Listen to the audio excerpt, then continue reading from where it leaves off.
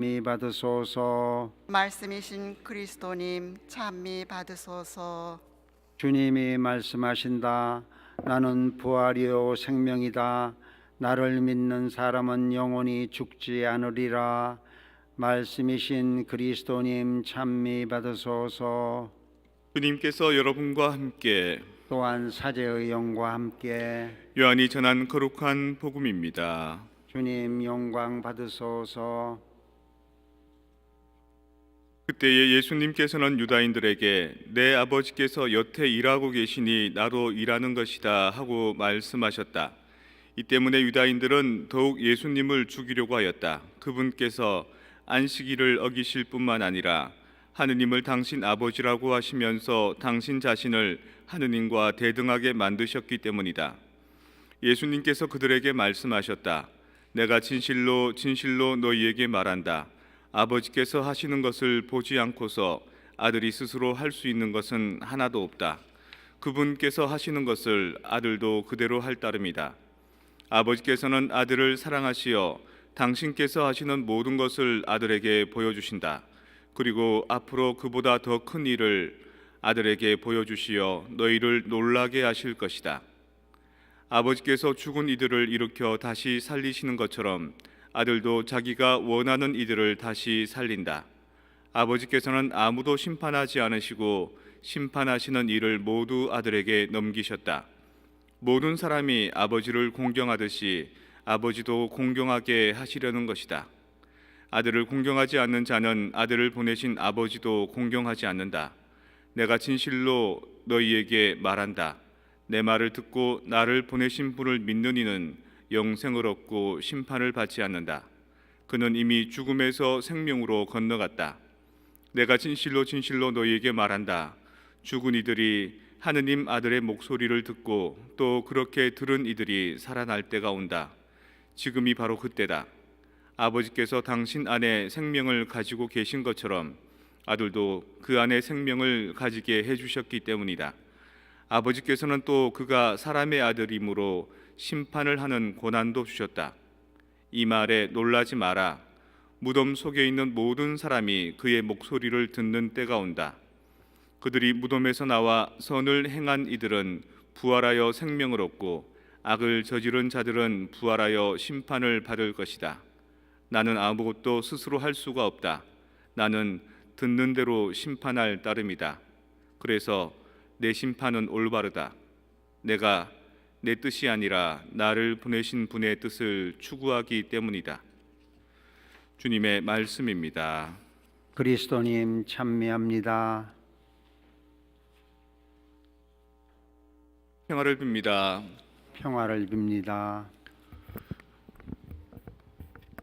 며칠 전에 그 카톡으로 여러 영상이 이렇게 막 돌아다녔습니다. 그 카톡 내용이 뭐냐면 우크라이나에 있는 성당에서 성체를 옮기기 위해서 차들이 이렇게 행렬을 하는, 그리고 그 차들이 지나갈 때 우크라이나 시민들이 머리를 조아리고 이제 소위 조배를 하는 그런 장면이었습니다. 기도가 얼마만큼 전쟁을 막아줄지는 잘 모르겠습니다. 때로는 그 전쟁을 통해서 사람들이 변하기도 하고 또 세상이 바뀌기도 하고 또 그래서 진보하기도 하고 또 퇴보하기도 하는 그런 여러 가지 과정들을 겪기 때문입니다.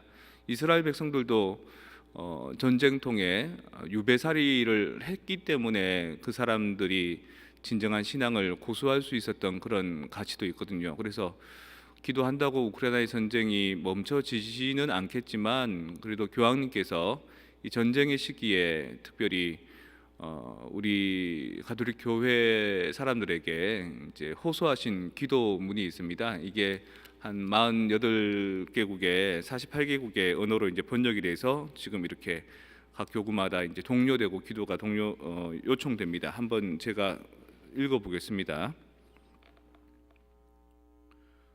오 하느님의 어머니시여 저희의 어머니신 성모님, 이 고난의 시기에 저희가 당신께 의탁하나이다. 당신께서는 저희를 사랑하시고 저희를 아시는 어머니시니 저희의 마음속에 있는 모든 것을 아시나이다. 자비로우신 어머니, 평화의 임금이신 예수님께 저희를 인도하는 당신의 애틋한 사랑과 평화를 주시는 당신의 현존을 저희는 체험해 왔나이다. 그러나 저희는 평화로 가는 길을 잃었나이다. 저희는 지난 세기의 세계 대전에서 수백만 명이 희생된 비극의 교훈을 잊었나이다. 저희는 국제 공동체로서 책임을 경시하고 민족들의 평화에 대한 꿈과 젊은이들의 희망을 저버렸나이다. 저희는 탐욕에 빠졌고 국가 이기주의에 갇혔으며 무관심으로 메마르고 이기심으로 마비되었나이다. 저희는 공동의 집과 이웃의 수호자임을 잊었나이다. 하느님을 무시하고 거짓과 함께했으며 폭력을 더하고 생명을 억압했으며 무기 비축을 선호했나이다. 저희는 전쟁으로 땅을 갈기갈기 찢어 놓았고 서로 형제 자매가 되기를 바라시는 하느님 아버지의 마음을 죄로 아프게 해드렸나이다. 저희는 저희 자신을 제외한 모든 이와 모든 것에 무관심했나이다. 이제 부끄러워하며 아뢰오니 주님 저희를 용서하소서. 어머니 저희의 간청을 들어주소서. 바다의 별이신 어머니 저희가 전쟁의 풍랑 속에 난파되지 않도록 하소서. 새 계약의 계이신 어머니 화해와 계획의 길에 영감을 주소서. 천상의 땅이신 어머니 세상에 하느님의 화합을 주소서. 증오를 없애시고 복수를 진정시키며 용서를 가르쳐 주소서. 전쟁에서 우리를 해방시키시고 핵 위험에서 세상을 보호하소서. 평화의 모으시어 세계에 평화를 주소서. 그러므로 저희는 하느님의 어머니이시며 저희의 어머니께 교회와 온 인류, 특별히 러시아와 우크라이나를 티 없이 깨끗하신 성모 성심께 의탁하고 봉헌하나이다. 저희가 신뢰와 사랑으로 행하는 이 봉헌을 받아들이시어 전쟁을 멈추게 하시고 세상에 평화를 주소서. 어머니의 성심에서 우러나온 예 그대로 제게 이루어지소서 하는 피앗의 말씀이 평화와 임금께 역사의 문을 열게 하였나이다. 저희는 다시 한번 어머니의 성심으로 평화가 찾아올 곳이라 믿나이다. 중간중간 생략을 했습니다. 근데 전체적인 주제나 줄거리는 이렇습니다. 우리가 성모송 바칠 때마다 그 후반부에 천주의 성모 마리아님 이제와 저희 죽을 때 저희 죄인을 위하여 비로소서 아멘 하고 기도합니다.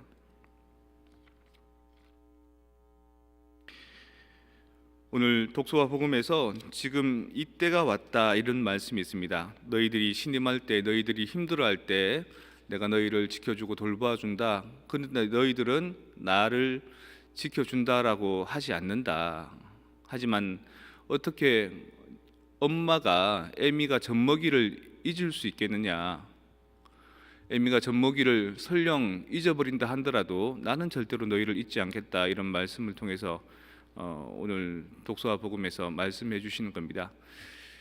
전쟁이란 것, 우리가 일상적으로 내가 개인적으로 잘못했습니다 또는 우리 공동체적으로 우리가 문제가 있습니다 이 차원이 아니라 전쟁이 가져다 주는 그 어려움, 그 공포, 그 힘듦은 전쟁을 겪지 못한 사람들은 이해하지 못하는 거죠. 그래서 전쟁을 겪은 분들이 특히 공산주의에 대해서 얼마나 몸부림치게 힘들어하는지 여러분들 잘 아실 겁니다.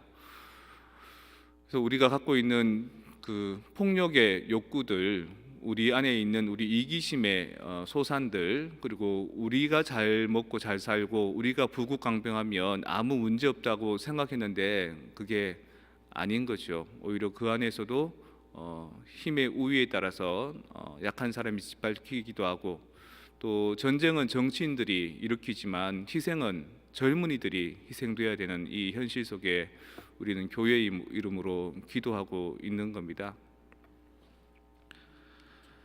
오늘 예수님을 이제 적대시하는 이들, 어제 복음에 이어서 예수님께서 성전 오른쪽 베자타 연못에서 기적을 원하는 사람을 치유해 주시고 네가 깔고 누웠던 그 자리를 들고 가라라고 했는데 그날이 안식일이었다고 해서 오늘 이제 유대인들이 예수님을 박해하기 시작합니다. 그리고 심지어는 예수님께서 아버지께서 말씀하셨기 때문에 내가 그렇게 말하는 거다라고 하니까 아버지 하느님과 예수님을 동일시시킨다고 더 미워하는 겁니다. 그래서 이런 상황에서는 이제 대화가 불가능한 거죠. 내가 무슨 잘못이 있어서가 아니라 나는 네가 싫은 겁니다.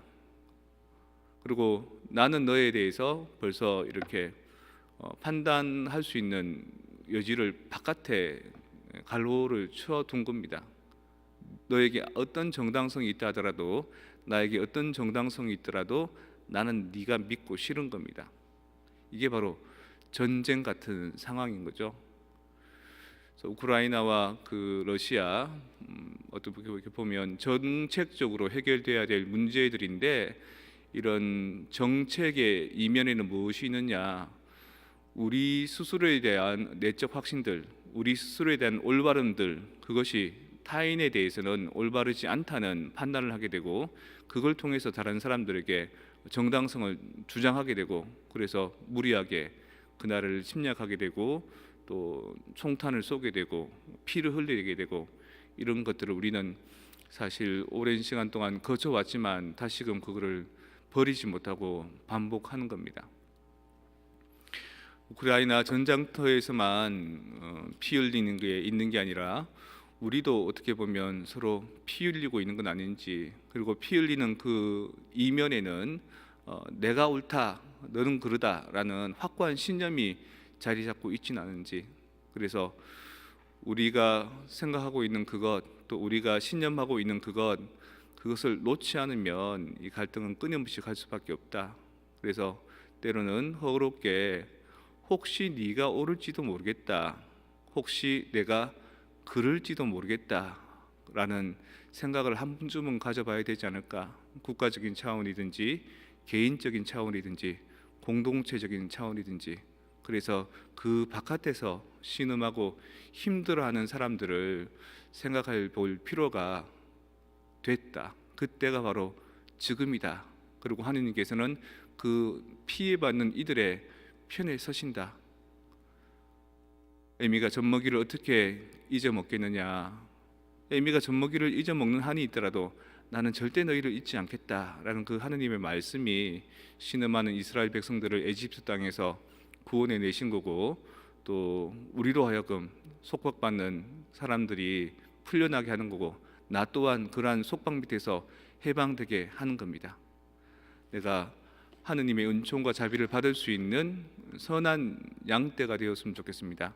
하느님과 또 예수님께서 오히려 우리로 인해서 피해받는 사람들을 보호해 주다가 우리가 처벌받지 않는 그런 우리의 삶의 정당성을 다시 한번 살펴보고 곰곰이 생각해보고 되새김질 해본다면 아마 우크라이나와 러시아 전쟁도 그렇게 조금씩 화해의 무드로 가지 않을까 생각해 봅니다.